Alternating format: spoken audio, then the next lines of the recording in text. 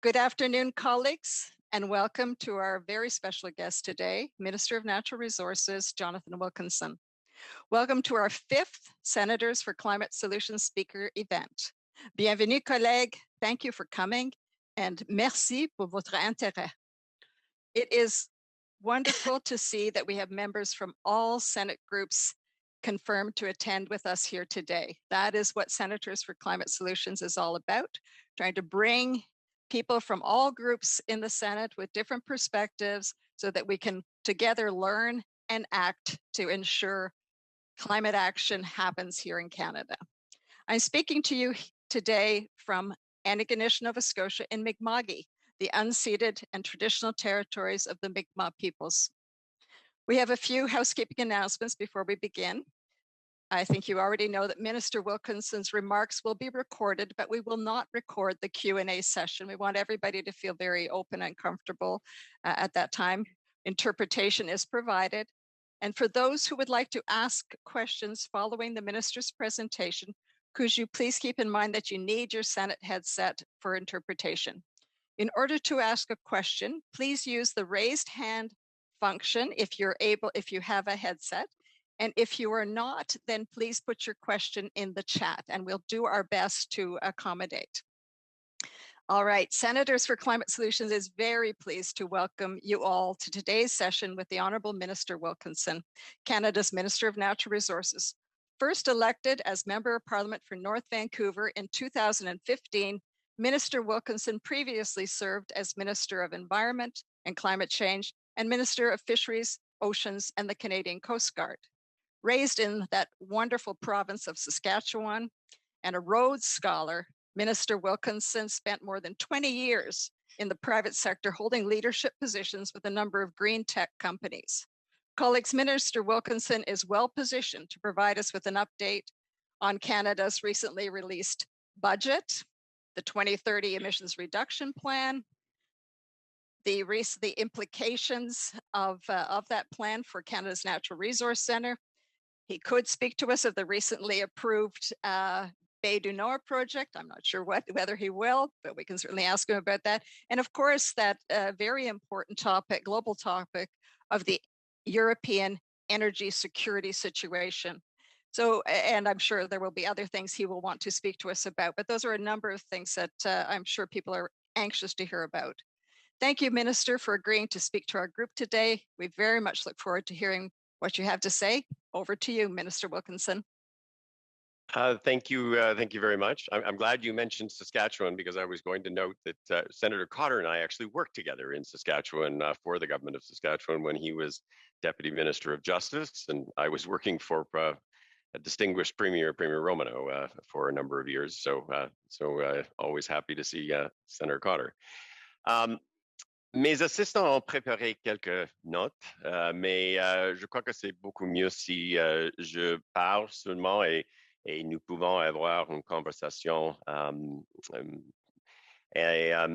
So I'm going to speak, je vais parler en anglais, mais je suis très content d'avoir les questions et de faire les réponses en français aussi.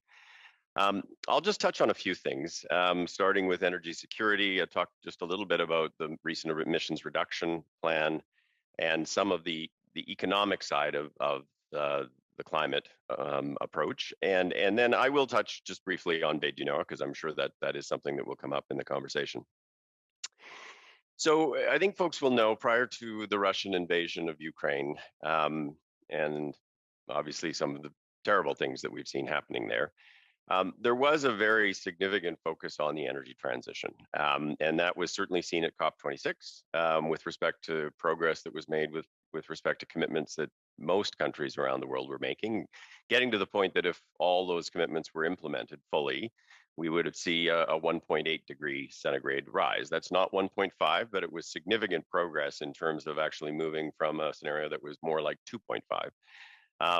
And we've also seen, significant action, at least in some jurisdictions. Most particularly, you can see progress with respect to things like the deployment of zero-emission vehicles. Europe is ahead of Canada, but in many European countries, you are seeing enormous traction with respect to EVs, and we're actually seeing the beginnings of that here in Canada, especially in jurisdictions that have been progressive in this regard, like Quebec and British Columbia.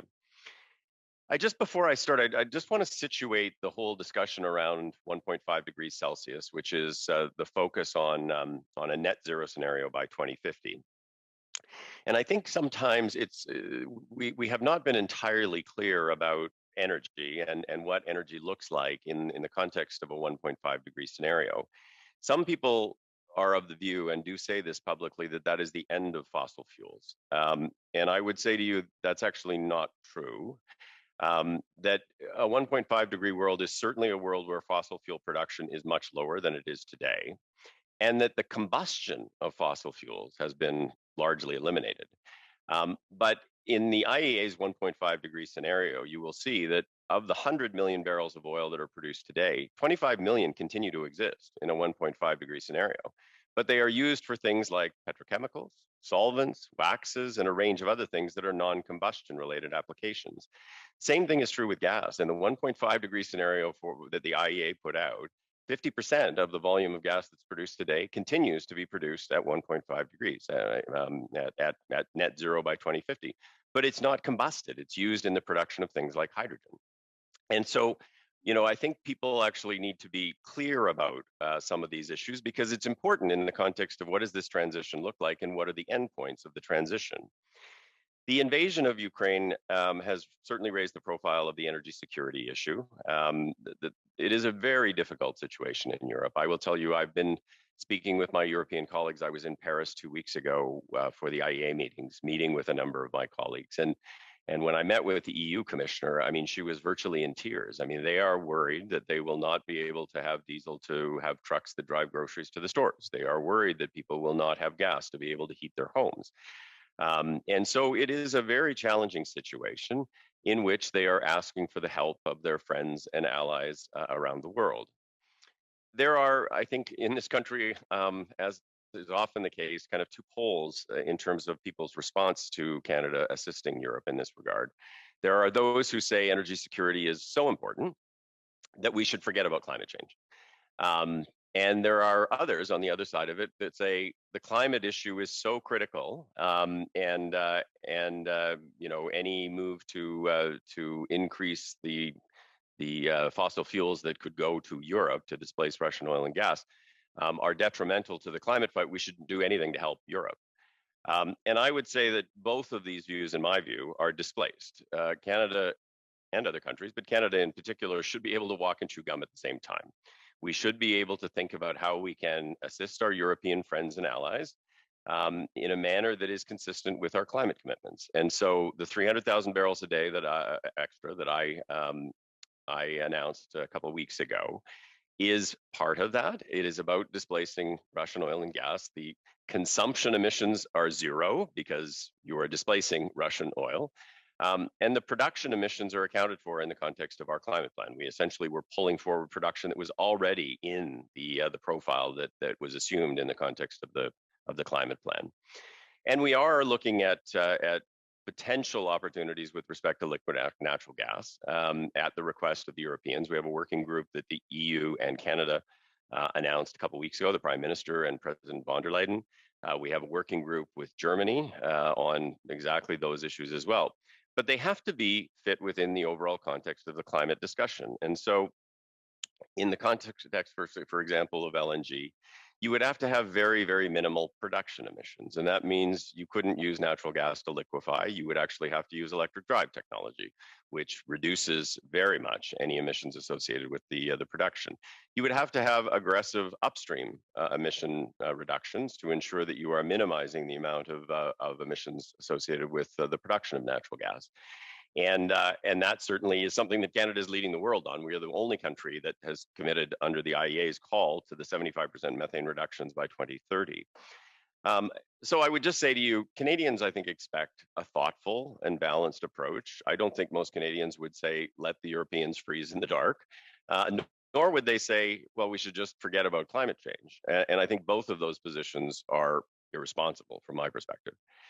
In terms of the emissions reduction plan, it targeted all sectors of the economy. It is ambitious across the board. If you think about the transportation sector, we are now saying We will get to 60% of all new cars being sold in this country by 2026 will be zero emission vehicles, and 100% by 2030. That is ambitious.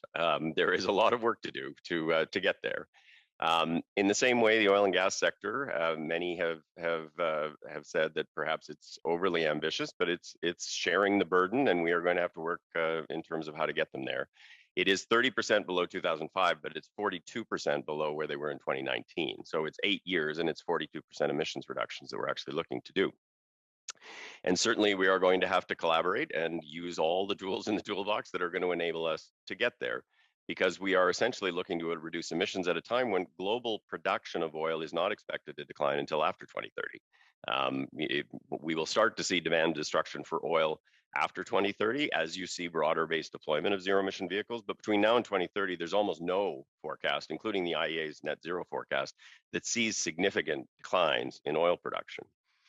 I would say that the opportunity side of climate change is something that we do need to focus on in this country, which is about how do you build an economy that will be prosperous and create jobs in all regions of this country in a future that's going to look different than the future today.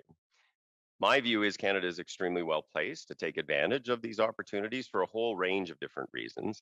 One of the things we will be launching within a month or so is what we are calling regional economic or regional energy tables, that essentially will look on a province by province basis, working with the provinces, industry, labor, and of course engaging Indigenous peoples, on the 3 or 4 big opportunities in that particular province that can move the needle from an economic perspective. And how do we actually align resources, permitting and regulatory processes, engagement with Indigenous peoples in a manner that will allow us to expedite development. So those will be different in Alberta versus Nova Scotia. In Alberta, it's probably going to be CCS and hydrogen, it's critical minerals, it's biofuels. Obviously, in Quebec, it's about hydroelectricity and hydrogen that's derived from electrolysis. It's batteries, and it's a range of other things. So these are essentially going to be place-based economic strategies that will also couple with the discussion around how do we ensure that there is sufficient electricity in this country going forward to be able to support all of that. You will have seen a bunch of things in the budget and in the emissions reduction plan that is funding around these things, $3 billion or $4 billion for critical minerals, a growth fund that is $15 billion that is intended to incent private capital, and a range of things around accelerating work in terms of zero emission deployment, around buildings, et cetera. And I'm happy to talk about that.